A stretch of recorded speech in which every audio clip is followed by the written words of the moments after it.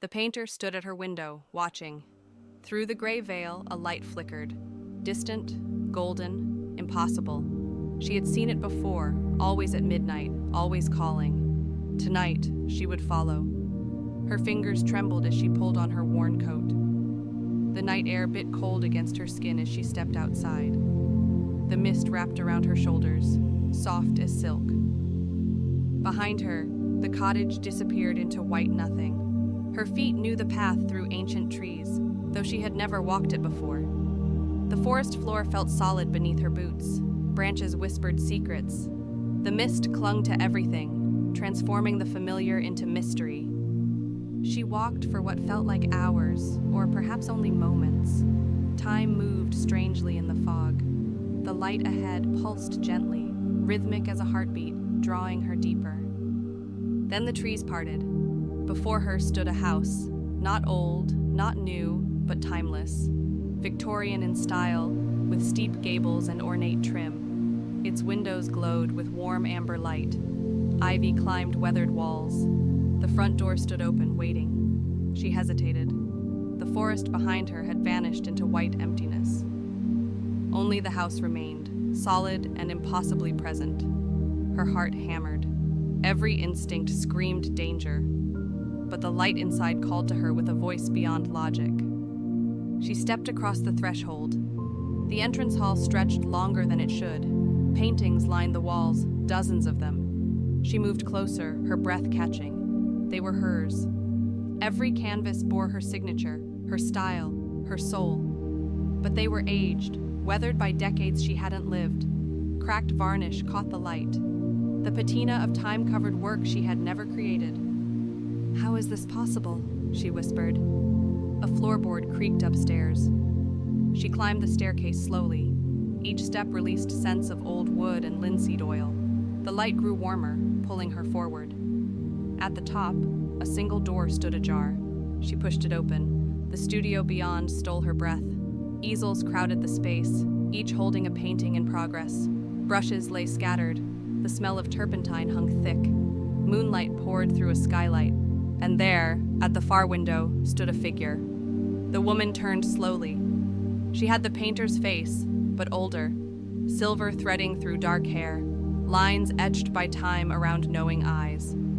She wore paint-stained clothes, hands marked by a lifetime of creation. "You finally came home," her older self said softly. The painter's heart hammered. "This can't be real." "Can't it?" The older woman moved closer. "You've felt the pull of this place. Every night the light calls because you need to see this. You need to know." "Know what?" "That your path leads somewhere beautiful." She gestured to the surrounding paintings. "These are the works you will create. The works you have created. Time is circular here."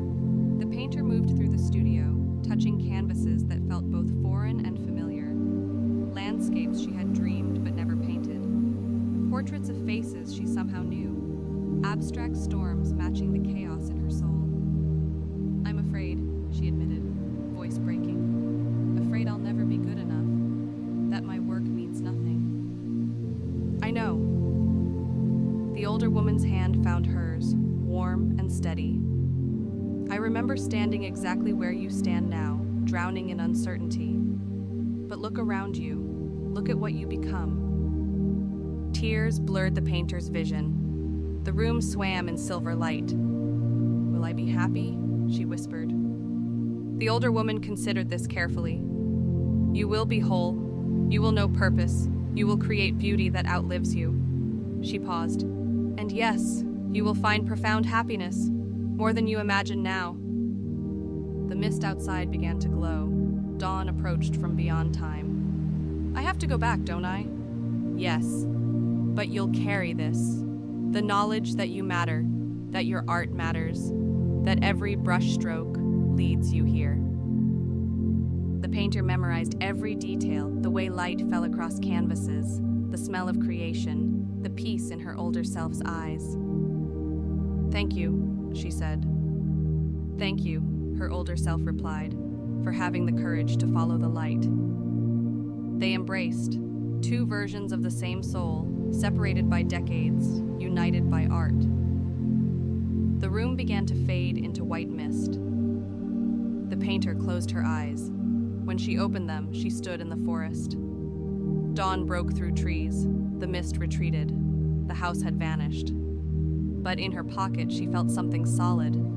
A small brass key, old and worn smooth by time. It glimmered in morning light. Back in her studio, she sat before a blank canvas. The fear that had paralyzed her had loosened its grip. Her hand moved with new confidence. She painted the house in the mist. She painted the light that called her forward. She painted herself, both young and old, united in creation. And as she worked, she smiled, knowing somewhere in the fog, her future self smiled too. The mist would come again tomorrow night. But now she knew the way home.